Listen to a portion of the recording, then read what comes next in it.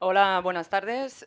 Soy Laura Turégano, la subdirectora del Centro Rey Juan Carlos I de España de la Universidad de Nueva York. En nombre del centro y de Jordana Mendelssohn, la directora, os doy la bienvenida a este evento especial.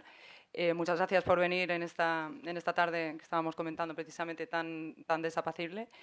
Y bueno, nos hace mucha ilusión tener por segunda vez a Granta aquí en el centro. Hace 10 años tuvimos el honor de tener el primer cohort de escritores del Granta en español. En su momento tuvimos a 7 escritores. Hoy tenemos a 5 y bueno, pues estamos encantadísimos. En aquel momento vino John Freeman. No pudiste venir, Valerie. Hoy tenemos a Valerie, la editora de Granta en español. Tenemos también a Esther Allen. Las presentaciones formales las va a hacer Valerie. Sí quiero agradecer a los que han hecho esto posible, que es un esfuerzo entre el Centro Rey Juan Carlos I, el Master in Creative Writing in Spanish. Le agradezco a Lila Zemborain y a Mariela Dreyfus y a todos los que han colaborado detrás en el máster, y a la Embajada de España, que tenemos aquí a Miguel Albero, el consejero cultural de la Embajada, que va a decir unas palabras también, y a Acción Cultural Española, que entre todos hemos conseguido que tengamos aquí a estas maravillas. Así que muchas gracias por venir y le paso la palabra a Miguel. Gracias, Laura. La verdad es que es un sueño cumplido, porque empezamos con un programa durante la pandemia, cuando yo me incorporé a Washington, que pretendía ayudar a los escritores españoles a insertarse en el mercado americano, ¿no? Y hacerlo de una manera organizada y con un plan. Nos inventamos un título muy asertivo, que es Spain Writes, America Reads, y tiene 3 patas. Una es el traer a escritores que han sido seleccionados por algún medio, jóvenes y no traducidos todavía.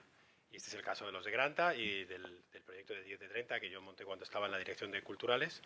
El segundo es un premio de traducción que se falla estos días, en el que, por cierto, Valerie está en el shortlist, y que hacemos con Alta, con la Asociación de Traductores. Y el tercero es ayudar a los ya traducidos a las editoriales a mover a estos escritores por Estados Unidos. Tenemos ahora a Kim Uribe, que va a hacer una gira por Estados Unidos con apoyo nuestro. Traeremos a Irene Vallejo en febrero, a Jorge Carrión en abril. Este es el plan, ¿no?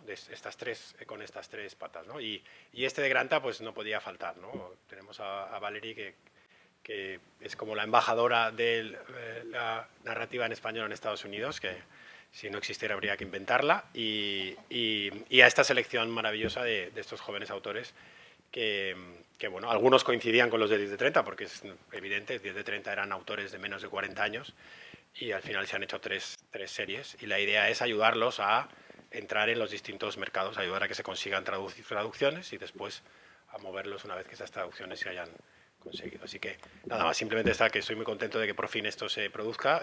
No sé si sobrevivirán a la gira, porque es una gira intensa.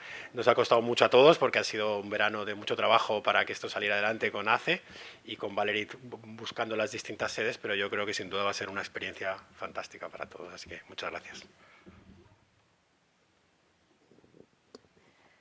Muchas gracias, Miguel y Laura.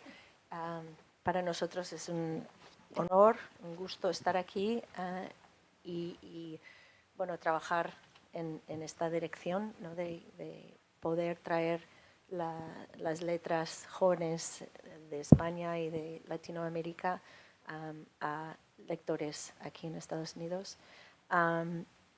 Y el mundo, porque la verdad es que el hecho de que este número de grantas sale tanto en español como en inglés ayuda a que, bueno, pues conseguimos lectores de todas partes del mundo, ¿no? Para mí es un gusto estar aquí también a nivel personal, porque me encanta Nueva York. Así que estar después de COVID, ¿no? La verdad es que estar viajando nuevamente es un gusto. Pues yo voy a hablar un poquito, 5 minutos menos o menos, acerca de qué es lo que estamos haciendo, qué es Granta, porque estamos aquí. Luego voy a pasar la palabra a Esther Allen, que va a hablar de la importancia también para Granta en el mundo de la traducción. Ella representa de alguna manera la comunidad de traductores que también son tan importantes para el proyecto y para este número.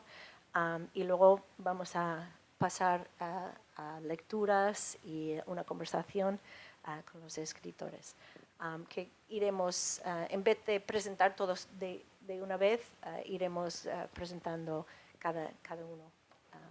Y ellos un poco ayudarán con eso. Voy a leer el último párrafo de la introducción de este número de Granta primero y a partir de ahí empezamos. Pero yo creo que es una manera de explicar muy rápidamente lo que es realmente el proyecto de Granta. El arte vive del debate, escribe Henry James, de la experimentación, de la diversidad de acercamientos, del intercambio de visiones y de la comparación de puntos de vista. Es lo que nos permite trascender el entorno de lo cotidiano y tocar lo universal. Contamos historias, compartimos secretos, sueños, alegrías, miedos, dolor y aversiones, conscientes de que la imaginación es el tónico, el bálsamo, el lenitivo que lo cura todo. Exorciza nuestros demonios y vuelve a encandilar a un mundo desencantado. Los que dedicamos nuestra vida a las artes y en particular a la literatura, sabemos que ese es el motivo de nuestro empeño.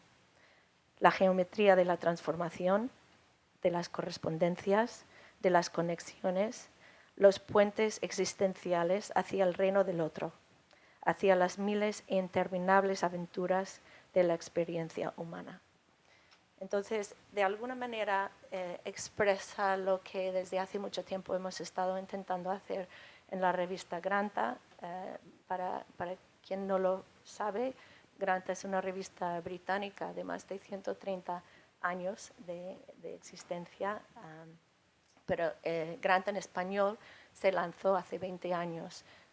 Se lanzó en español porque durante los años 70, 80, había muchas traducciones del mundo del español al inglés en Granta. El editor traducía muchísimo. Todos los grandes escritores del boom, muchos escritores también de España. Pero con un cambio de editor, cambio de modas, por muchas razones, dejaron de traducir del español. En los años 90 no hubo ni una sola traducción del español en una revista que sale 4 veces al año en formato de libro, ¿no? Y que tiene predicamento, tiene prestigio y era de alguna manera una ventana al mundo, ¿no? Entonces, gracias a una sugerencia de Richard Ford, que es uno de los escritores que Granta también ayudó a seguir siendo un escritor, que según él, porque se lo publicaron en el número del realismo sucio, que este término lo puso un número de Granta. Él comentó que no sabía nada de lo que se estaba escribiendo en español y pues ¿por qué no alguien como tú, ¿no? Y en aquel momento no tenía una plataforma, no tenía una manera de hacer algo tan grande como pensar que podría hacer algo así. Pero varios años más tarde lo llamé y le pedí que me pusiera en contacto con los de Granta y ahí pues empezó todo. Y la idea no era solo de crear una plataforma del español transatlántico para que hubiese un lugar donde los españoles podrían estar en contacto también con los latinoamericanos y ellos entre sus países leerse, porque a veces también es un problema, ¿no? Sino también era de buscar una manera de compartir con lectores en el mundo la buena literatura que estaba saliendo en español. Entonces, en el año 2010, como había comentado, lanzamos el primer número, que es una selección de los mejores narradores jóvenes por debajo de los 35 años, siguiendo el modelo de Granta.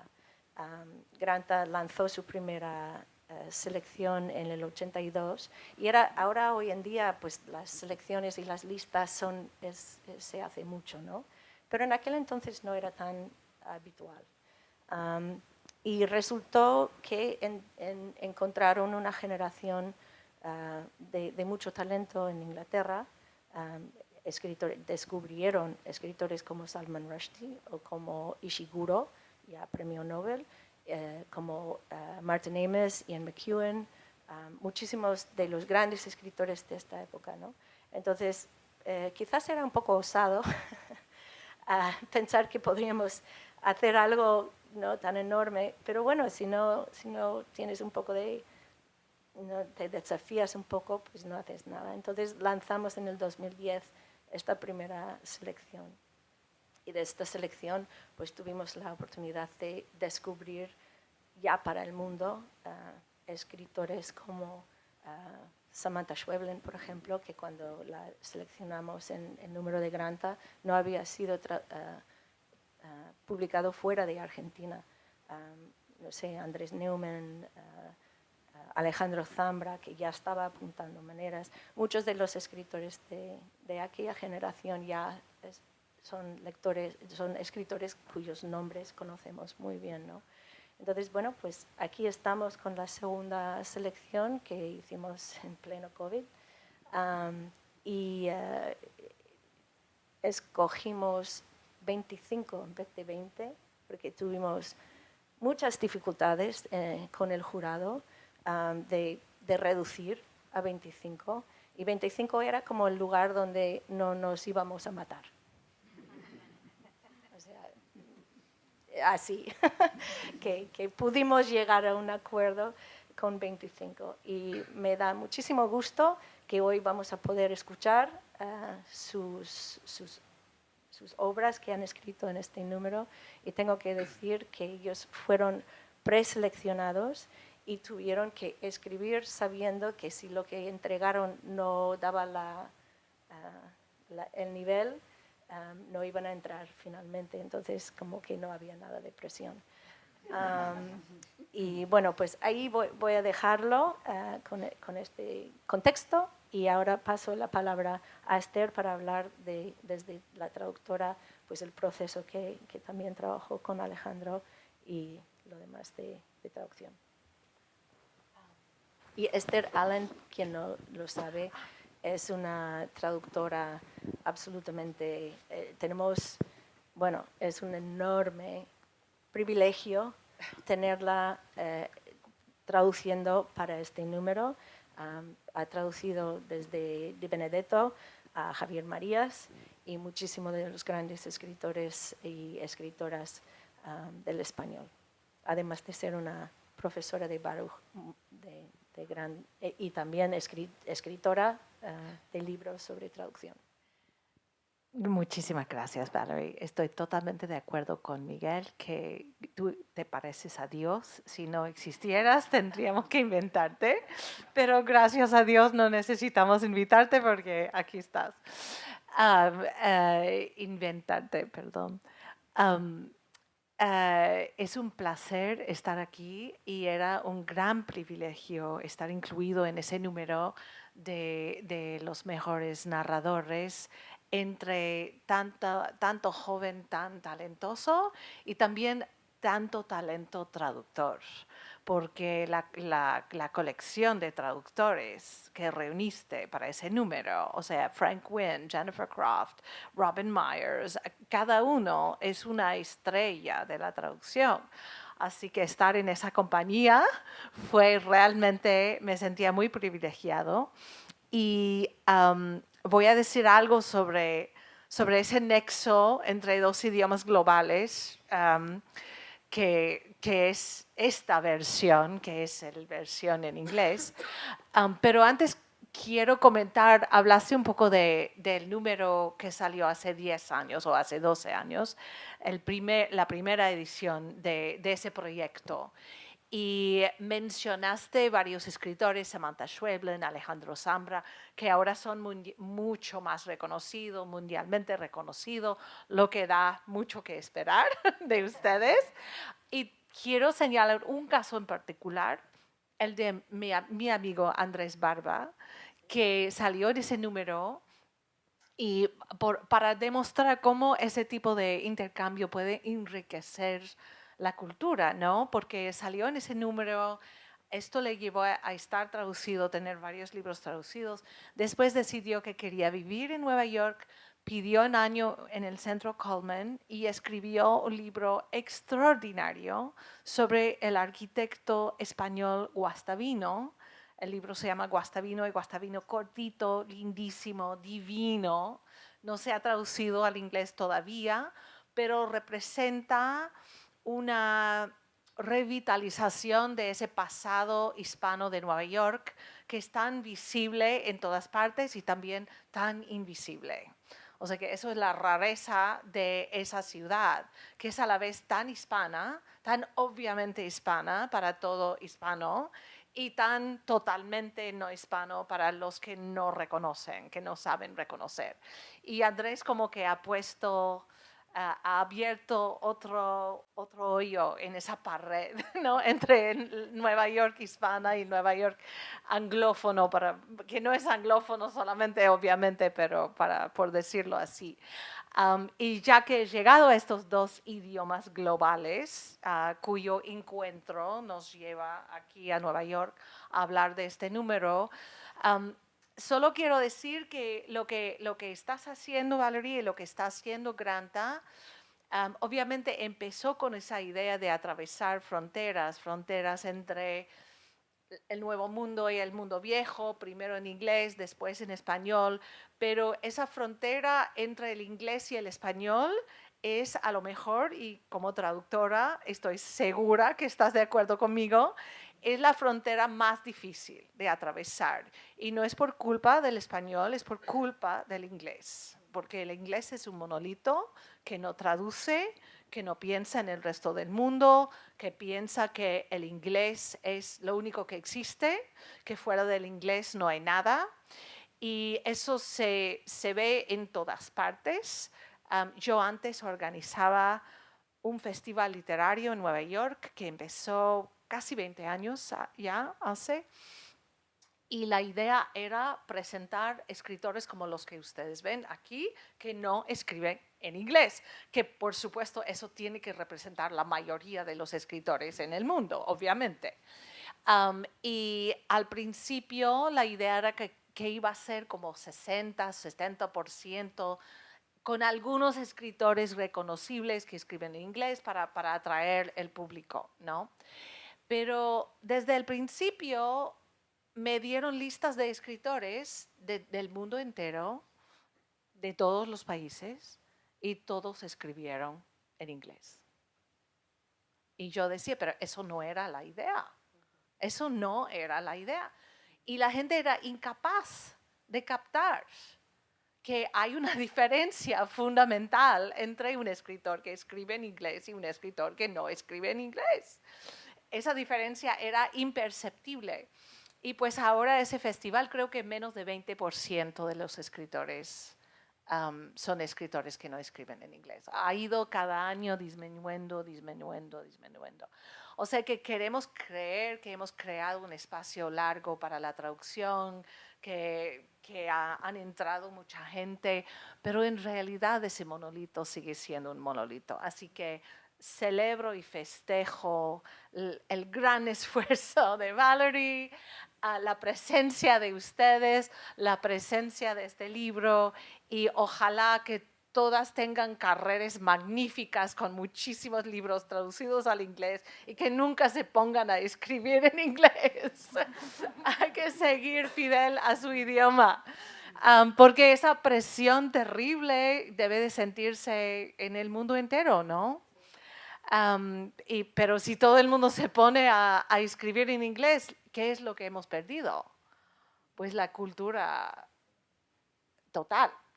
Así que, bueno, con esto voy a pasar a lo nuestro. Cuando Valerie me invitó a participar en ese proyecto, me dio varios textos, ninguno de los textos de ustedes, les prometo.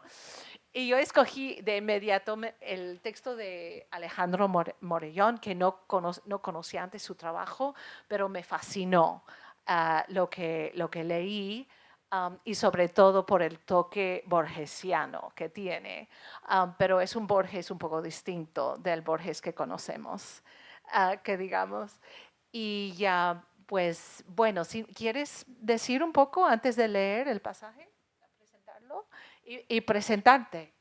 Vale, me parece. Bueno, soy Alejandro y nada, así brevemente quería darles las gracias a los que han hecho posible que estemos hoy aquí reunidos, a Valerie, y hablar un poco, ya que estamos hablando de las conexiones entre el Granta de hace 10 años y el de ahora. Hoy me ha llamado Mónica y me ha dicho que está de finalista del National Book Award junto con Samantha Schweblin, que fue la Granta de hace También 10 años. lo pensé. Sí, Fíjate que o hemos sea que, logrado de 2010 y 2022. Sí, o sea que sí. están ahí Aurelio y yo lo hablamos hoy. representadas bueno, ellas y sus respectivas traductoras también, o sea que enhorabuena a las dos. Está ahí representado a Granta. Y nada, a mí lo que más me gusta estar en Granta es que voy a ser joven durante por lo menos 10 años.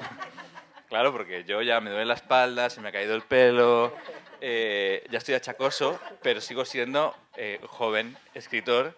Y claro, hasta el 2030, ¿no? 2032. 2032. Voy a ser joven hasta el 2032, increíble. Tendré 45 años y podré decir soy un joven Lo escritor. malo es que yo tuve algún escritor porque ya llamo a los del 2010 los eméritos y no les gusta. Y no me gusta nada, los eméritos. No les ha Es que lo de gustado. eméritos suena raro, ya sabemos. Pero vamos, que sí, que estoy muy contento con estar aquí o sea, no aquí, pero que también, sino representado en la lista. Creo que es importante en la carrera de todo escritor que haya alguien que te dé la mano en la oscuridad y te diga, vas por buen camino, no te vas a tropezar. Y ese alguien, pues Valeria, Aurelio Y el jurado, y el jurado, de exactamente. lujo. Así que nada, nada más que decir por mi parte. Creo que, bueno, Valeria ahora Esther, a quien agradezco muchísimo su traducción. Vale, vale, sí, entonces el texto... Vale, todo eso. Es que me lío con los chistes y luego... sí, lo que va a leer Esther es la traducción de la novela que estoy escribiendo todavía a día de hoy. Es decir, que no está concluida ni sé muy bien por dónde va a tirar, pero más o menos la idea es representar un contraste entre la esfera mediática, la esfera televisiva y la religión y la mística. Es decir, cómo de alguna manera pueden darse la mano esos dos contrarios, el espectáculo y la fe. Y todo por medio de un personaje llamado Avalovara, que es una especie de tarotista, como Walter Mercado, no sé si recordáis que Esther me dijo, no sé si has visto, pero hay un documental sobre una persona llamada Walter Mercado que se parece bastante a tu personaje. Y luego me vi el documental y efectivamente. Y dije, van a pensar que he hecho un homenaje a esta persona. Así que ahí no tan bien, ¿eh, Esther? No, porque me sentí ya poco original. Es como, wow, no, me encantó, me gustó mucho, me gustó mucho. No sé si conocéis el caso de Walter Mercado, pero no solo fue una persona célebre con respecto al tarot de aquella época, sino que también tuvo una especie de empuje de identidad queer en los 70 en Puerto Rico. Bueno, una cosa fascinante. Entonces, nada, va a leer... esta tarotista Balovara anuncia la llegada de la primera papisa al Vaticano. Y entonces Esther va a leer un poco el speech, el discurso que da esta primera papisa frente a los... ¿Pero tú también? ¿Tú lees primero? ¿Ah, sí? Ah, vale, pues entonces vale. Vale, pues voy a leer entonces.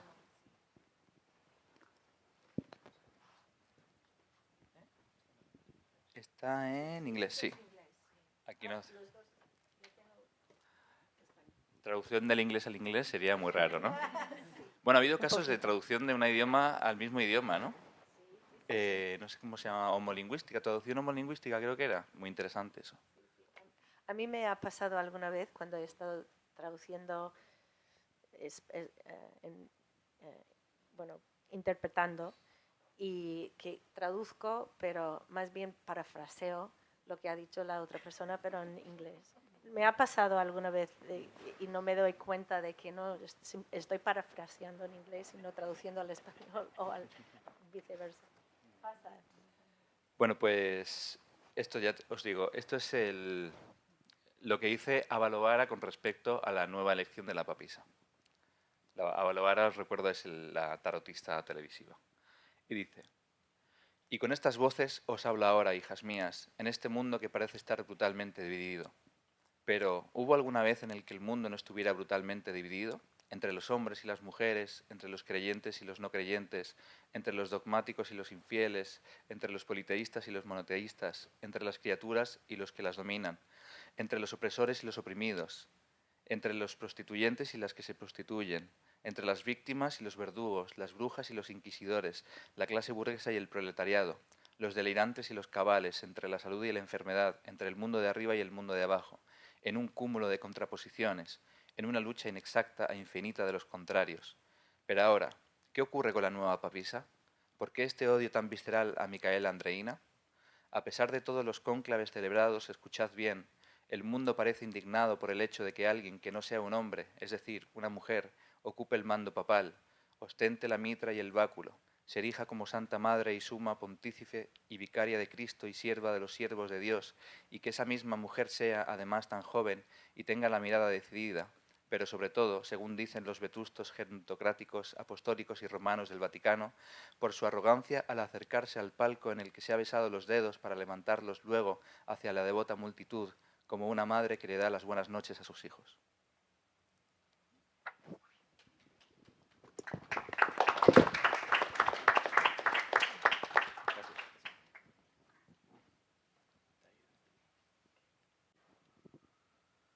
And I speak to you now, my daughters, in all of these voices, in this world that seems so brutally divided. But has there ever been a time when the world was not brutally divided? Between men and women, believers and unbelievers, orthodox and infidel, polytheist and monotheist, between the little children and those who control them, the oppressor and the oppressed, those who prostitute others and those who prostitute themselves, between victim and torturer, witch and inquisitor, bourgeoisie and proletariat, delusional and sane, healthy and diseased, the world above and the world below, in an endless parade of antitheses, an infinite and uneven struggle of opposites. And now? What is happening now with the new papists? Why such visceral hatred of Micaela Andreina? Hear me well. Despite all the deliberations of all the conclaves, the world seems indignant that someone who does not happen to be a man, someone who is a woman, now holds papal authority, wields the mitre and crozier, has become Holy Mother and Summum Pontificum and Vicar of Christ and servant of the servants of God. And furthermore, that this same woman is so young and has a gaze that is so decisive, and especially, or so say the gerontocrats, the ancient apostolics and Romans of the Vatican, that she once had the arrogance to approach the edge of the stage, kiss her fingertips, and raise them toward the devout multitude, like a mother bidding her children good night. Beautiful. Beautiful. That's very beautiful. I love the way that you read it also. So we'll pass to, I think you were next, right? Bueno, dale. Okay, we need that.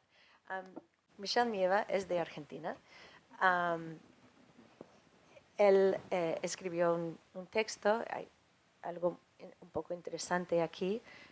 Michel, para el texto que ha escrito para este número de Granta, ha ganado un muy prestigioso premio que se llama The O. Henry Award. Y ¿puedes contar? Cuento. Un poquito. Es un ejemplo de cuando alguien tiene que interpretar un poquito. No solo el contenido, sino a veces el significado, ¿no? de un texto. Porque al principio la traductora, que es Natasha Wimmer, que gran traductora, hizo un trabajo tremendo, yo supe que tenía que ser Natasha para este texto, lo tuve clarísimo. Pero al principio estaba como un poco, pero no sé si termino de entender. Entonces dije dos cosas y era como, le abrió, ¡wow! Tienes razón, wow, qué fuerte. Y me escribió como el día siguiente de decir que no terminaba, como diciendo, por favor, no se lo has dado a nadie más, ¿verdad? Y dije, no, Natasha, yo sabía que era para ti. Y lo mismo pasó con los editores de Granta. Un poco al principio no entendían del todo exactamente de qué iba, ¿no? Entonces di un par de claves para explicar algunos puntos en el texto y ¡wow! ¿No? Pero es interesante que sin quizás estos pequeños claves, un texto que luego termina ganando un premio como el O. Henry se hubiera podido perder. Para mí, eso era realmente un aprendizaje y una lección, ¿no? de seguir, de que a veces la interpretación no es ni siquiera la lengua, sino que es la traducción cultural entre tradiciones, ¿no? Entonces, bueno, pues me alegro mucho de que está aquí Michel, que puede hablar del texto y un poco del género que ha tomado aquí en el texto y luego leernos un trozo. Vale, gracias Valerie. Gracias a la gente por venir. Bueno, yo estoy haciendo un doctorado acá, así que en general estoy de lado del público viendo a la gente. Es medio raro estar del otro lado, pero bueno. Michel vive aquí en Nueva York y es también docente y estás haciendo el doctorado Sí, en sí. filosofía. Estudio culturales, algo así. Exacto. Sí. Sí, estudios culturales de español y portugués. El bachillerato sí. era Sí. filosofía. Bueno, el texto que, o sea, cuando me habían preseleccionado y me pidieron un texto, mandé algo que se llama El Niño Dengue, que es, bueno, en ese momento era como todavía no lo tenía tan desarrollado, terminó siendo después el primer capítulo de una novela que luego terminé. Y bueno, es... ¿Y que los derechos se vendieron a Anagrama? ¿Y que sale cuándo? Sí, sale en febrero, así que sí, eso está buenísimo. Y bueno, es la historia de un mutante entre un mosquito y un humano que en el futuro, por el calentamiento climático, como que se derriten los hielos antárticos y parte de la llanura pampeana, que dentro de la tradición argentina es como un lugar muy importante culturalmente y literariamente también queda inundado y se convierte como una especie de baldío, y bueno, y también de unas playas. Y bueno, es la historia como de este mutante entre mosquito y humano, viviendo, digamos, en esos baldíos inundados de la Pampa. Bueno, sí, en el momento también como que estaba interesado en escribir algo que pueda narrar como largas temporalidades, porque uno de los temas es poder narrar una temporalidad larga como es el cambio climático, y estaba pensando como dispositivos que puedan cifrar como esas largas temporalidades, y hay como, es muy importante la cartografía en la narración porque o sea, hay como un cambio en la geografía del planeta, y, en concreto bueno, en el cono sur, que es donde ocurre la historia, y también en la Antártida. Entonces, como que también además para pensar la historia también pensé los mapas, y bueno, con un ilustrador hicimos un mapa de la Argentina y la Antártida en el futuro, que es como que tiene bastante importancia ahí. Bueno, en este libro aparece. Y bueno, y después hay otras como dispositivos narrativos no literarios que aparecen en la historia, que no aparecen en esta como un videojuego también, que transcurre la conquista del desierto, y y bueno, y otros, pero no quiero spoilar el resto de la novela que, que igual no salió acá. No sé, llegó un fragmento cortito, algo así. La otra vez no me acuerdo porque no pude traer mi ejemplar y sí, tengo marcado como más o menos la extensión, pero bueno, yo comienzo. El niño dengue. Nadie quería al niño dengue. No sé si por su largo pico o por el zumbido constante, insoportable, que producía el roce de sus alas y desconcentraba al resto de la clase, lo cierto es que, en el recreo, cuando los chicos salían disparados al patio y se juntaban a comer un sándwich, conversar y hacer chistes, el pobre niño dengue permanecía solo, adentro del aula, en su banco, con la mirada perdida, fingiendo que revisaba con suma concentración una página de sus apuntes para disimular el inocultable bochorno que le produciría salir y dejar en evidencia que no tenía ni un solo amigo con quien hablar. Se corrían muchos rumores sobre su origen.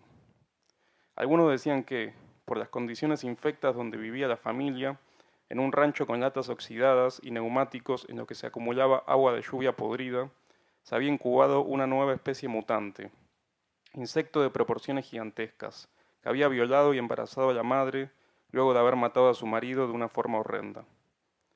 Otros, en cambio, sostenían que el insecto gigante habría violado y contagiado al padre, quien, a su vez, al eyacular adentro de la madre, habría engendrado a ese ser inadaptado y siniestro y que, al verlo recién nacido, los abandonó a ambos, desapareciendo para siempre. Muchas otras teorías que ahora no vienen al caso se comentaban sobre el pobre niño. Lo cierto es que, cuando sus compañeritos, ya aburridos, reparaban en que el niño dengue se había quedado solo en el aula, haciendo que hacía la tarea, lo iban a molestar.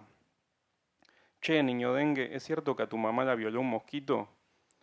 Bicho, ¿qué se siente ser el hijo de la chele podrida de un insecto? Che, mosco inmundo, ¿es cierto que la concha de tu vieja es una zanja rancia de gusanos y cucarachas y otros bichos y que por eso de ahí saliste vos? Inmediatamente las antenitas del niño dengue empezaban a temblar de rabia y de indignación, y los pequeños hostigadores se escapaban entre risotadas, dejando de vuelta al niño dengue solo, sorbiendo su dolor. No era mucho más agradable la vida del niño dengue cuando volvía a su casa.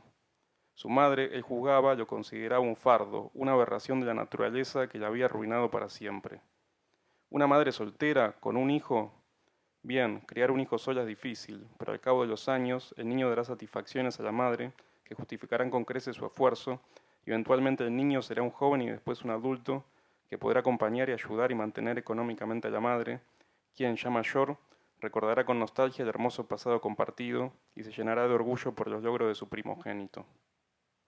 Pero un hijo mutante, un niño dengue, este es un monstruo que habrá que alimentar y cargar hasta la muerte. Un extravío de la genética, cruza enfermo de humano e insecto que, frente a la mirada asqueada de propios y ajenos, solo producirá vergüenza, pero que nunca, jamás de los jamases, dará ni un logro ni una satisfacción a la madre. Por eso él jugaba, la madre lo odiaba y estaba llena de resentimiento contra él. Bueno, me corto ahí, es el comienzo, pero sí. Muchas gracias. Muchas gracias. Hello. Bueno, pues ahora pasamos a Irene Reyes Novarol, que puedo decir que es la benjamina del número, la más joven. Viene de Sevilla y cuando la leímos realmente nos impresionó muchísimo. Bueno, la idea de que una persona tan joven puede tener tanto conocimiento del mundo. Además, ella, su uso del lenguaje utiliza una forma poética muy específica, basada en repetición, basada en, bueno, bellísima prosa. Y bueno, pues, ¿qué tal si nos cuentas un poquito sobre lo que has escrito y nos lees algo? Bueno, pues buenas tardes a todos. Muchísimas gracias, Valerie. Gracias también a vosotros aquí, Laura, Miguel, por habernos brindado la oportunidad de estar hoy aquí charlando, que creo que vamos, es algo que nunca habría imaginado que podría suceder. Tener la suerte de estar en Nueva York rodeada de tantos compañeros a los que admiro y respeto. Así que nada, muchísimas gracias de verdad, porque es un placer estar hoy aquí con vosotros. Y bueno, sobre el texto que envié para Granta, efectivamente, cuando nos avisasteis de la preselección y luego nos pedisteis esta historia que a lo mejor pues, podía ser principio de novela, como han comentado algunos compañeros. En mi caso, de momento quedó en un relato, que es a lo que me suelo dedicar yo.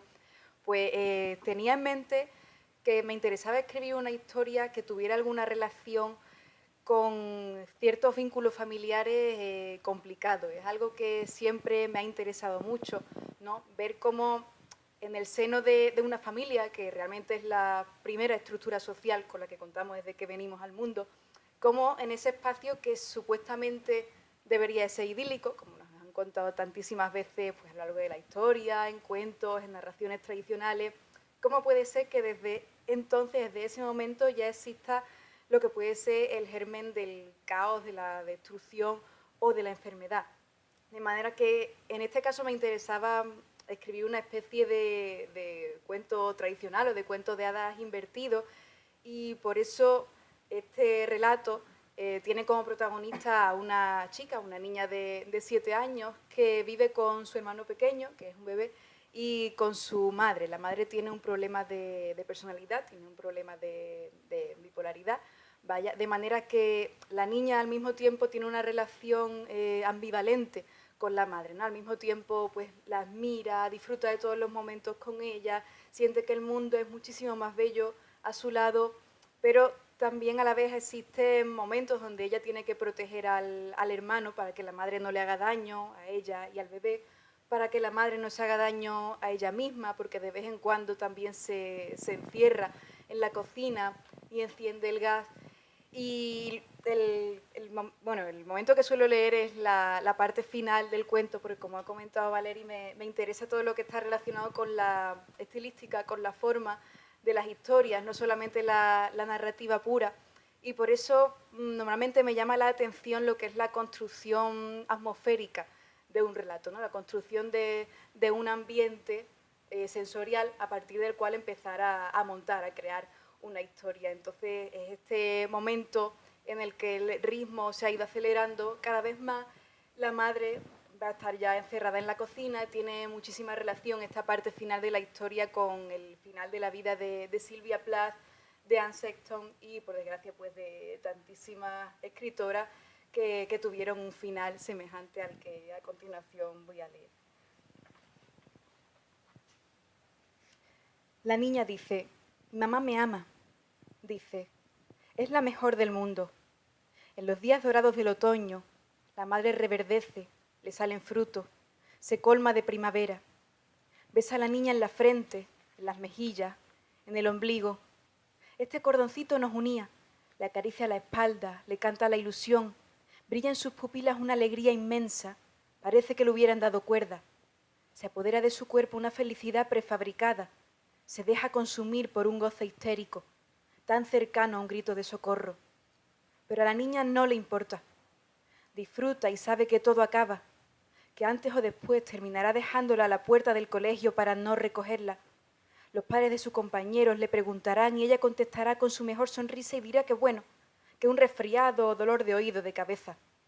Con su mejor sonrisa se hará creer que no pasa nada, que puede volver con su vecina, que no importan el asiento vacío en la función ni los cuchicheos de las otras madres en la cafetería.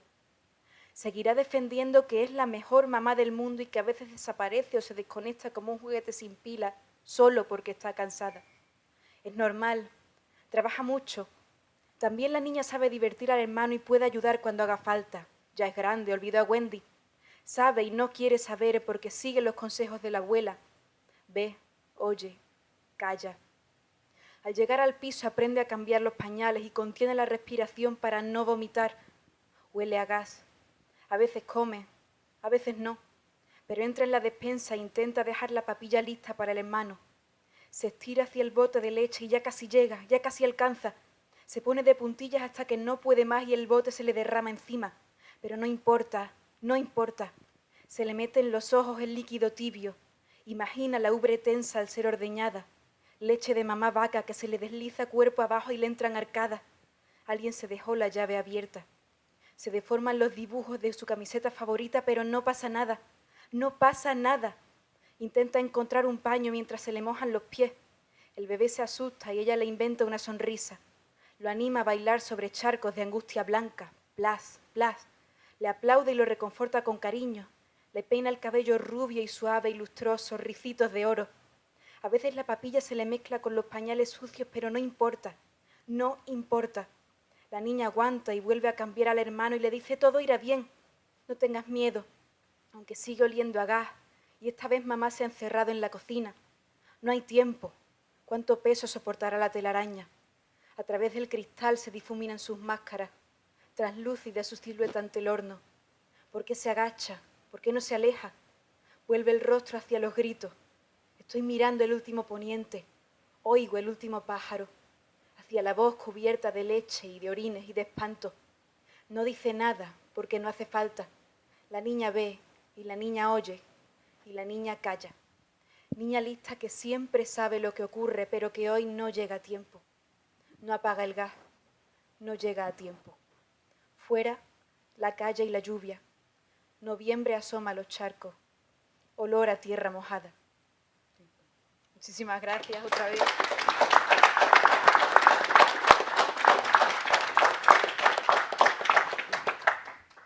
Muchísimas gracias.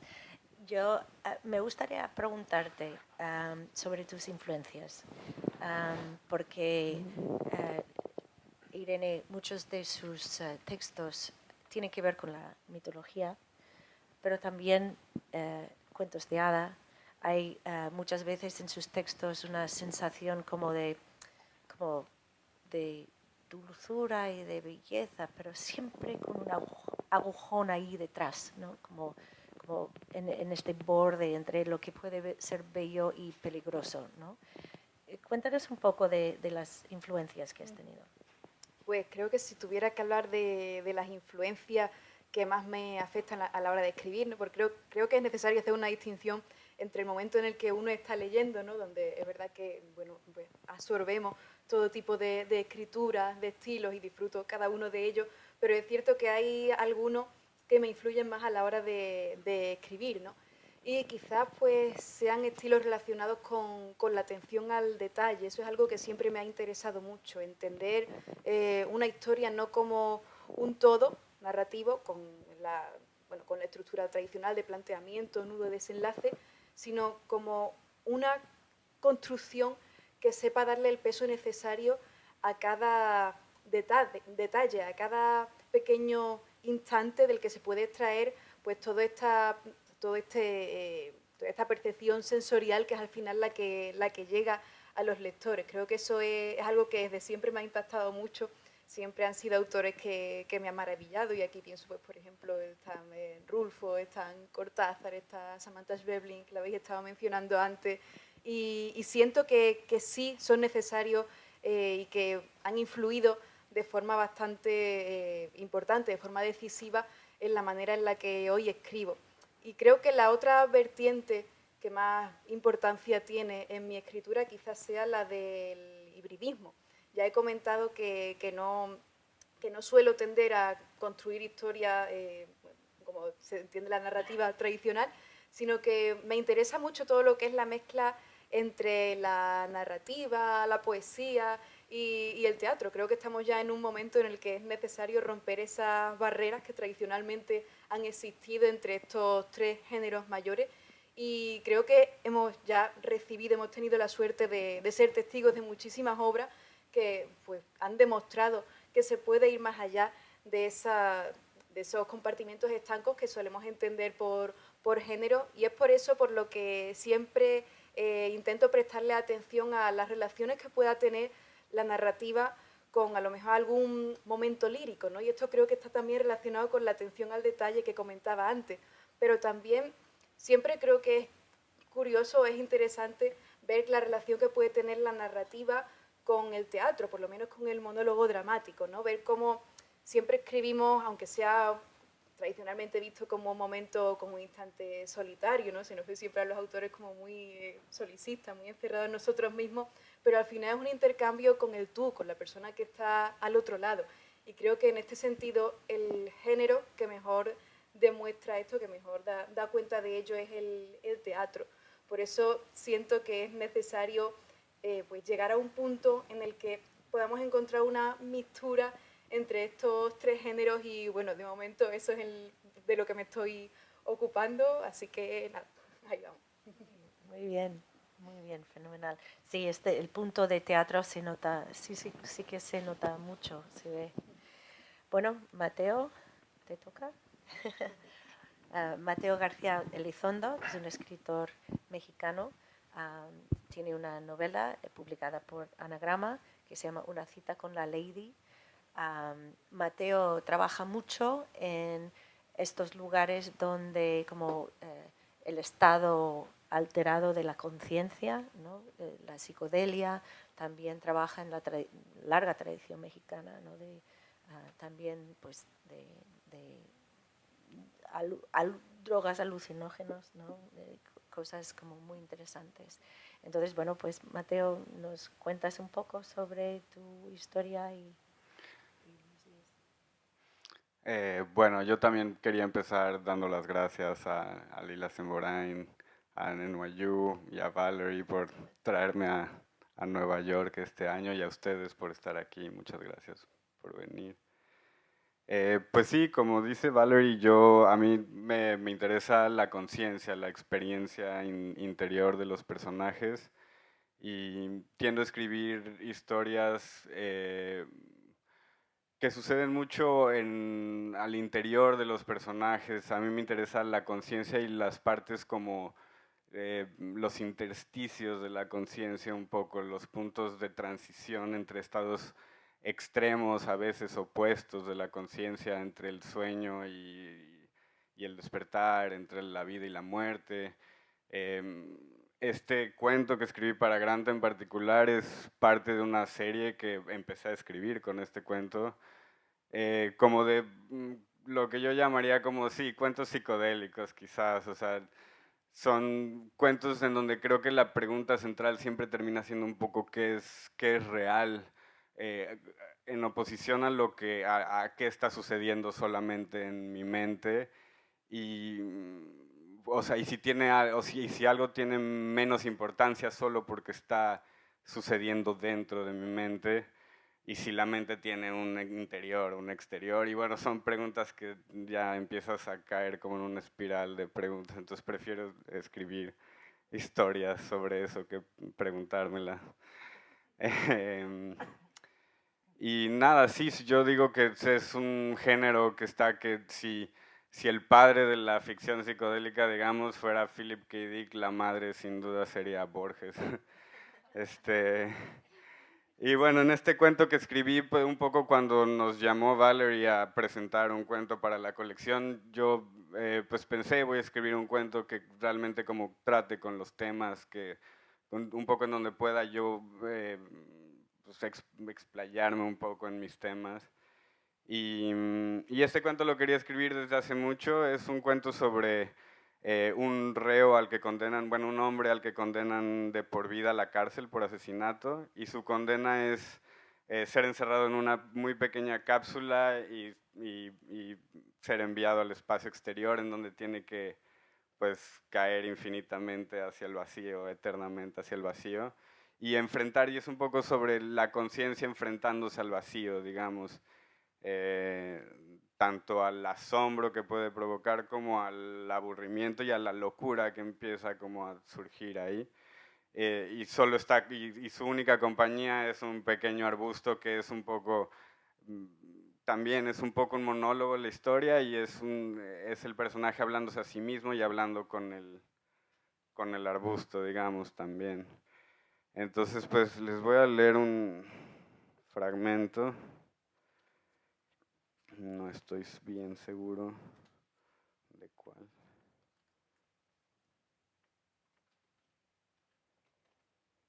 Quizás les voy a leer del principio, igual que Michelle. Entonces, cápsula. Dice, hace algún tiempo me arrestaron y me juzgaron por 3 cargos de homicidio doloso. La historia de cómo sucedió eso no tiene nada del otro mundo. Yo era dueño de una empresa de contratistas inmobiliarios. Un día llegaron estos tipos con una compañía fantasma y un terreno a su nombre, y me embarcaron en un trabajo que parecía de ensueño, y por el cual terminé endeudándome a mí, a mi empresa y a toda mi familia. Cuando desaparecieron con los préstamos que me había dado el banco, juré que los iba a encontrar.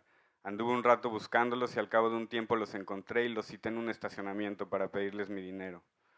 Como no quisieron dármelo y por encima empezaron a soltar amenazas contra mi esposa y mi hija, pues los apuñalé con un cuchillo muy filoso y puntiagudo que tenía para irme de casa, y ya encajado lo anduve removiendo para asegurarme de tasajearlos bien por dentro y que no se me fueran a despertar en algún hospital.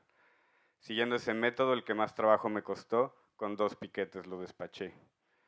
Así lo conté en el tribunal, mientras todos los ciudadanos, muy propios ellos, me miraban con sus ojos saltones y sus expresiones de pavor y desconcierto. No parecían entender que no tenía otra opción, o lo que habría significado para mi mujer y mi pobre hija estar endeudadas por el resto de sus vidas por esas cantidades de dinero. Con 3 de los 4 socios titulares muertos se declara situación extraordinaria y entra el seguro a cubrir la deuda. Puede que yo me haya metido en un enredo legal, sí, pero por lo menos mi esposa e hija pueden seguir sus vidas tranquilas. Así que si me preguntan si me arrepiento de lo que hice, con toda honestidad tendría que contestar que no. No me remuerde en lo más mínimo la conciencia. Aún así, en el juzgado me declararon culpable de los 3 cargos y me convertí en uno de los primeros reos del planeta en ser condenado a la cápsula, una nueva modalidad penitenciaria recientemente aprobada por los organismos normativos de las Naciones Unidas y alabada internacionalmente como la manera más humana y a la vez más barata jamás concebida para lidiar con presos condenados a cadena perpetua, como yo.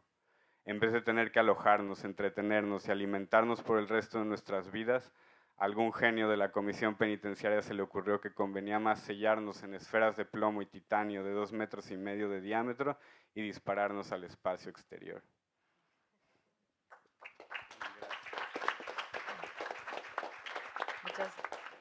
Muchas gracias.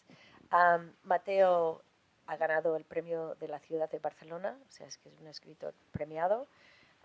También es guionista, o sea, que tiene bueno, guionista además de una película que ya está filmada. Y una de las cosas que es gracioso que dices lo de Borges, porque cuando yo leí la primera vez el cuento, yo pensé justamente en la esfera de Pascal, que es el cuento donde Borges habla sobre las versiones, metáforas de Dios como una esfera donde la circunferencia está en todas partes y el centro en ninguno, ¿no? Y hay un momento en el cuento donde hay como llegas a un momento epifánico o del sublime, que es como el horror del universo, pero a la vez la belleza del universo, que llega a ser como un momento de, como una sensación casi de inmaterialidad total, ¿no? Cuenta un poco.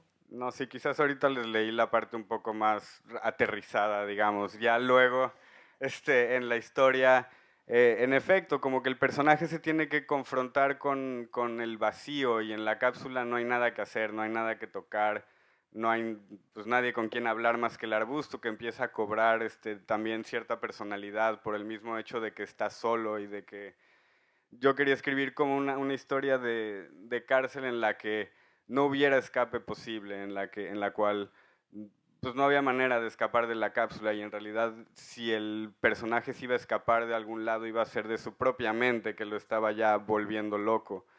Y pues me interesaba esta idea como de lo que sucede cuando la conciencia se ve enfrentada al vacío y lo que contaba era que pues la primera impresión que tiene la mente al enfrentarse al vacío es esta sensación de terror existencial, de ser abrumado por el infinito, seguido de un aburrimiento total y de pues una parálisis completa ante la inmensidad. Y un poco de lo que trataba la historia era de pues de este personaje trascendiendo a través del contacto con el infinito, un poco de eso trataba. Logradísimo. Gracias. Bueno, muchas gracias, Mateo. Bueno, te toca. David Aliaga es un escritor catalán de Barcelona y mucha de su obra, bueno, escribe narrativa, escribe cuento, escribe novela y escribe sobre la identidad de muchas maneras. Una de las cosas que me pareció muy interesante era que el texto que entregó para este número empezó con una cita de Judith Butler y juega con personas que se encuentran, varias personas de países diferentes, que se encuentran en un lugar y se tienen que entender, sin entender muy bien. Y todos conocemos, ¿no? Cuando estás en un lugar y hay una lengua franca, que podría ser en este caso el inglés, que todos los que lo están hablando tampoco lo hablan tan bien, ¿no? Pero hay cosas muy interesantes del cuento de David que tienen que ver con interioridades y exterioridades y miradas al otro y la creación también de posibles historias de el otro mirado. Cuéntanos un poco sobre...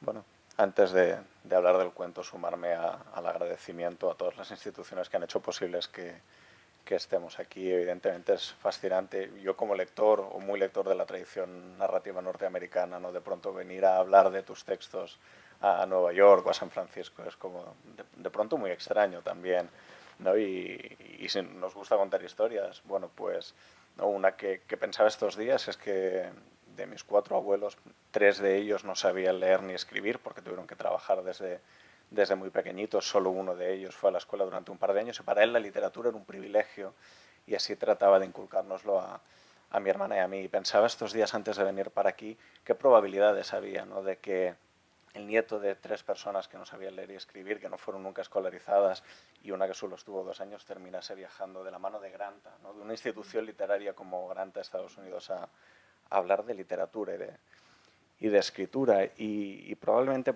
pienso en eso porque durante los últimos años como autor he pensado también en la cuestión identitaria, en cómo construimos el relato que somos. Y por eso ahí el cuento de Granta, cuando nos diste la noticia que estábamos preseleccionados, intenté escribir algo que fuese representativo del proyecto literario que vengo desarrollando en los últimos años. Y abría con esa cita de Judith Butler porque creo que ahí está la génesis, como mínimo, de los 2 últimos libros y de la producción literaria que vengo pues, escribiendo en los últimos 7 u 8 años.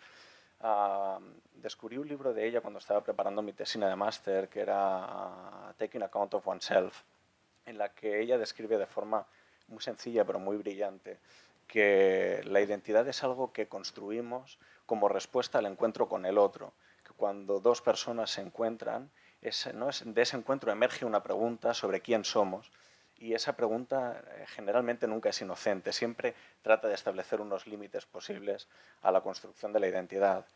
Y eso me sugirió la idea de que si la identidad era una respuesta a una pregunta, tenía que ser forzosamente discurso.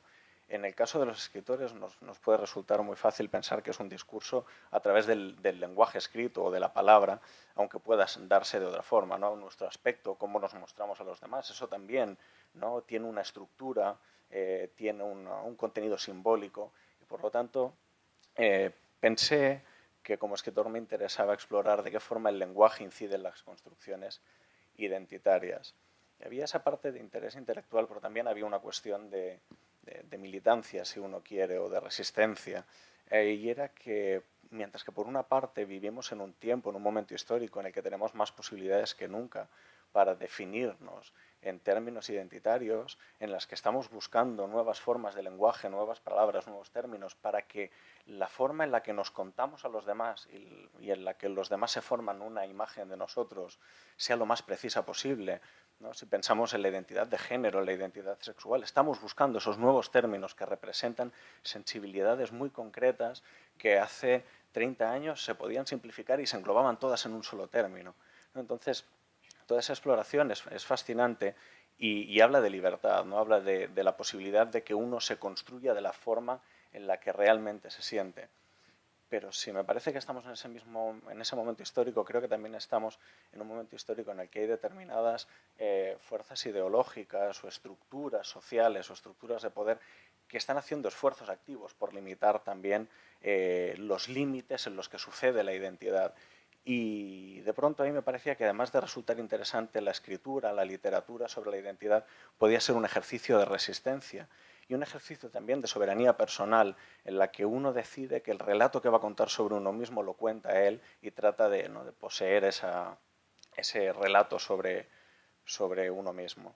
Y el cuento que publicamos en Granta, Insomnio de las estatuas, tiene que ver con eso, como explicaba Valerie, por dar un poco de contexto del fragmento que leeré.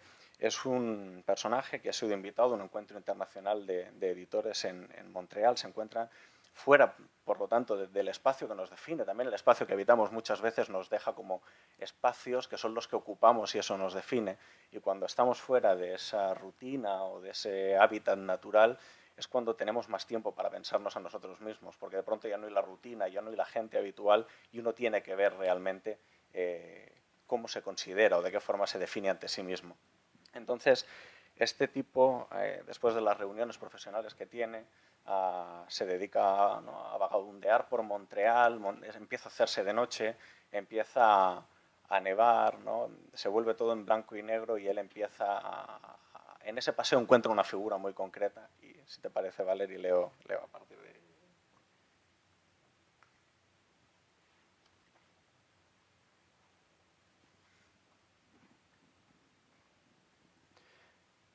No sé muy bien por qué. Decidí dejar la Rue Notre-Dame-Ouest, una de las calles que aseguraban mis paseos nocturnos, y torcer a la derecha. La calle que encontré era un poco más oscura. Las farolas se repartían en ambas aceras a intervalos más espaciados que la calle principal, y parecía que los hombres y mujeres que habitaban aquellas casas de 3 pisos habían decidido irse a dormir aún más temprano, salvo una mujer. Debía de ser 10 o 12 años mayor que yo, pero puedo estar equivocado. Estaba sentada junto a la ventana, con el cabello recogido de cualquier manera, vestida con ropa cómoda y leyendo en una pose relajada.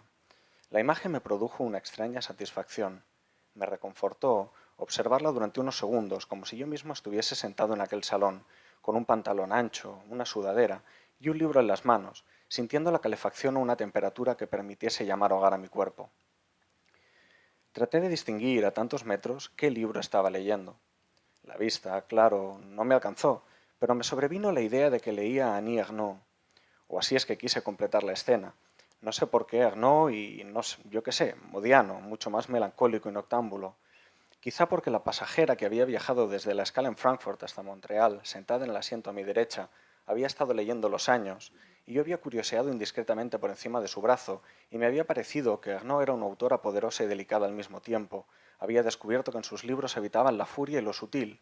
Pero yo entonces no había leído a Ernaux más que los 4 párrafos furtivos del trayecto en avión, y no pude terminar de saber por qué había ubicado uno de sus libros en las manos cálidas de aquella mujer, con el pelo mal recogido y ropa cómoda que leía en su apartamento.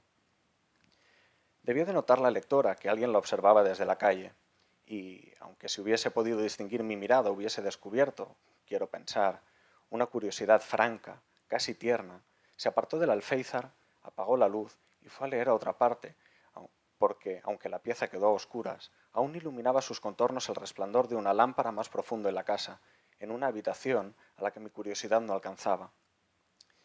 Eché a andar de nuevo y un par de travesías después se me pasó por la cabeza volver sobre el andado y llamar al timbre para disculparme. ¿A quién le gustaría que la mirada de un desconocido se entrometiese en su intimidad? Que un par de ojos cuestionasen una escena cualquiera de nuestras vidas, preguntasen ¿quién eres tú y por qué estás leyendo junto a la ventana, a esta hora, con esa ropa, con el cabello así mal ordenado? ¿Y qué libro lees? ¿Por qué ese libro y no otro? ¿Por qué estás sola y despierta cuando los otros duermen? ¿Qué dice de ti todo esto? ¿Y qué puedo imaginar yo, que no te conozco de nada, pero que he comenzado a retratarte, a cerrar tus posibilidades de ser en torno a estos interrogantes que pronuncio con la absurda legitimidad de quien mira desde la calle al interior de tu apartamento? Pero eso solo hubiese sido más raro. Muy bien.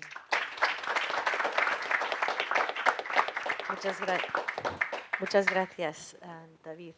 Bueno, vamos a ir cerrando y dejaremos tiempo para una pregunta, ¿no? O dos, si hay. Pero antes quiero terminar con una última pregunta. Alejandro, porque no te he preguntado nada, con lo cual, porfa, quería preguntarte sobre cómo trabajas, o sea, escribes, no te gusta repetir géneros, formas, siempre estás cambiando de novela, cuento, y también tonos, temas. ¿Por qué es o sea, no te gusta seguir una misma línea solo, ¿no? Porque ¿cómo encuentras la forma? O sea, siempre buscas la forma, ¿no? Para lo que estás escribiendo. Pues supongo que la respuesta más fácil sería porque me aburro mucho de mí mismo. Y la más compleja tendría que ver con el hecho de, un poco lo que decía David, ¿no? Cómo la escritura, o a través de la escritura, logramos generarnos una identidad, ¿no? Cómo las palabras nos definen y cómo las experiencias con el lenguaje conforman también nuestra personalidad. Y de alguna manera, a través de la escritura tenemos una comprensión del mundo y de los que lo habitan. Y el hecho de que mis libros sean muy distintos entre sí tiene que ver también con que mis inquietudes son también diferentes en cada momento de mi vida, ¿no? Tiene que ver con el estado de ánimo, tiene que ver con las propias experiencias y lo que me interesa de escribir es justamente el no saber qué tipo de escritor voy a ser para el próximo libro. Creo que toda escritura tiene que ver con una exploración, con un desconocimiento y justamente acercarse a aquello que no sabemos cómo contar es justamente lo que me lleva a escribir. Quiero decir que si supiese de antemano todo, no escribiría porque ya lo sé. Para mí escribir no es un ejercicio de dar a conocer a otros, sino de intentar entender mi personalidad o mi experiencia a través del lenguaje, ¿no? O sea que, bueno, pues en un momento dado estoy más, digamos, interesado en la poética, otros en la narrativa, otros en el cuento corto. También es verdad que cada género tiene unos requerimientos específicos y te ofrece como unas, digamos, unas ventajas también sobre los demás. Y vamos, yo, no sé, pretendo aprovecharlos todos los que pueda y, no sé, de la mejor manera que sepa. Sí, porque es interesante, porque solo hay que ver los premios que has ganado, por ejemplo, ¿no? De lo de la Fundación García Márquez, que tenía que ver más con escritura sobre viajes, por así decirlo, que es una forma mala de decirlo, pero resumiendo, pero luego ganaste un premio por poesía mística, ¿no? O sea, es decir, que hay una diferencia muy grande, pero evidentemente estas exploraciones luego llegan a buen puerto. Bueno, no sé si alguien tiene una pregunta. Ya abrimos, ¿sí? Marianne.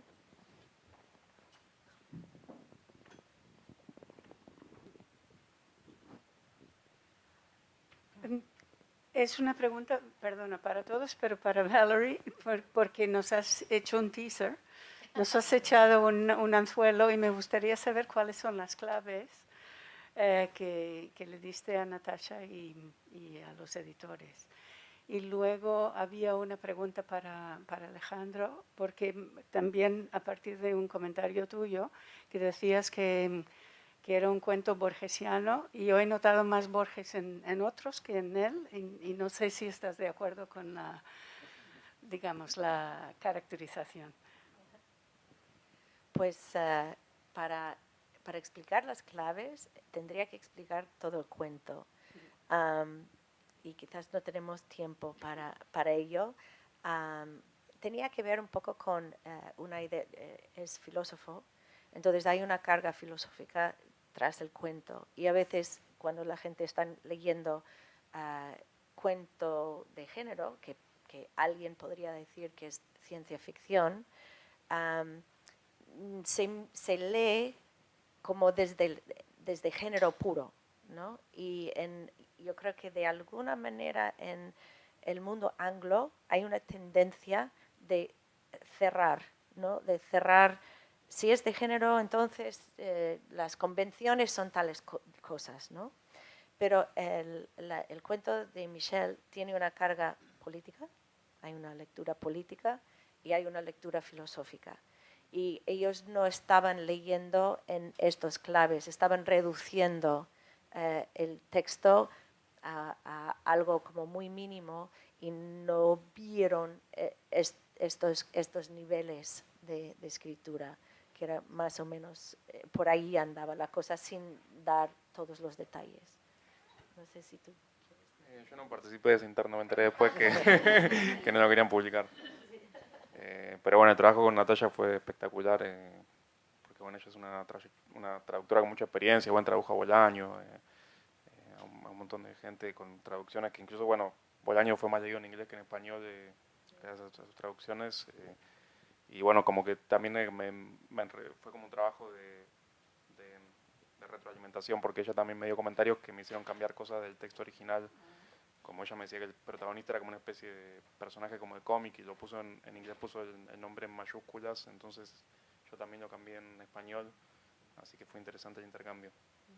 Y bueno, prueba de que la traducción es mejor es que ganó un premio y la versión de español no ganó ningún premio, así que... Yo no sé si es cuestión de los editores, pero diría que todos los cuentos que habéis seleccionado tienen un gran contenido filosófico, digamos. Sí, sí, sí. Bueno, yo creo que el hecho de seleccionar también, estábamos buscando no solo escritores, sino que estábamos buscando, claro, son jóvenes, Irene tiene 24 años, entonces lo que nosotros estábamos haciendo era una proyección, ¿no?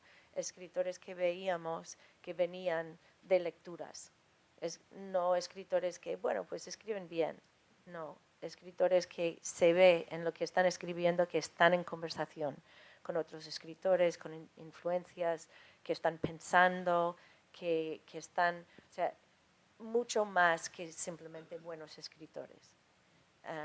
Y eso es lo que un poco hace la diferencia con la selección, ¿no? Porque no estábamos buscando, también estábamos buscando cuáles son los escritores, otra vez, no solo de oficio, sino los que probablemente, a pesar de todo, van a seguir escribiendo porque les va la vida en ello. Y yo creo que en algo de su escritura traduce esta urgencia y esta necesidad de narrar el mundo. Y cuando estuvimos deliberando en el jurado, muchas veces la pregunta era esa, pero en 10 años seguirás siendo escritor o escritora. Y discutíamos mucho el fondo de las cosas que estábamos leyendo, no simplemente, bueno, sí, que tiene oficio y qué buena prosa, sino qué está diciendo, cuál es la urgencia de lo que están intentando comunicar al mundo, ¿no? Sí. Y yo para responder así a lo de Borges, bueno, es que Borges es muy grande y la sombra es alargada y extensa. La misma Valeria está trabajando con un librazo seguro de traducción de Borges. Y esto como anécdota se lo contaba el otro día a mis compañeros, algunos de ellos. Cuando gané el García Márquez, nos reunieron a todos los que habíamos ganado ese premio para llevarnos por Colombia a hablar sobre, bueno, nuestras influencias, nuestras narrativas. Y en la tercera o cuarta charla, nos fueron, así un poco como el Tour Granta, nos fueron llevando a diferentes países, a diferentes ciudades de Colombia. Y en la tercera o cuarta charla alguien nos llamó la atención, alguien de la institución, de la Fundación García Márquez, nos llamó la atención porque siempre acabamos hablando de Borges. Y nos dijo, mira, es que está muy bien que habléis de Borges, pero claro, habéis ganado el García Márquez. A ver si la próxima os podéis contener un poco y no mencionar a Borges. Entonces nos pusimos de acuerdo entre nosotros para mencionar a Borges sin decir la palabra Borges. Y uno decía, bueno, como dijo el esposo de María Kodama, tal, tal, tal. El otro decía, el amigo de Bioy Casares escribió un libro sobre... Y otro decía, el escritor ciego que no era Milton habló una vez de...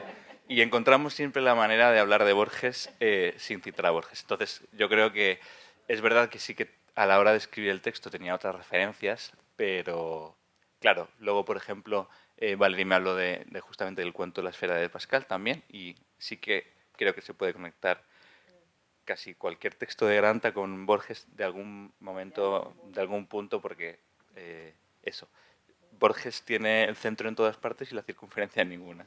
Entonces aquí estamos. Y también Nabokov, que hablamos de esto, ¿no? Que vi mucho Nabokov ahí en superposiciones de imágenes y eso. ¿Hay alguna otra pregunta?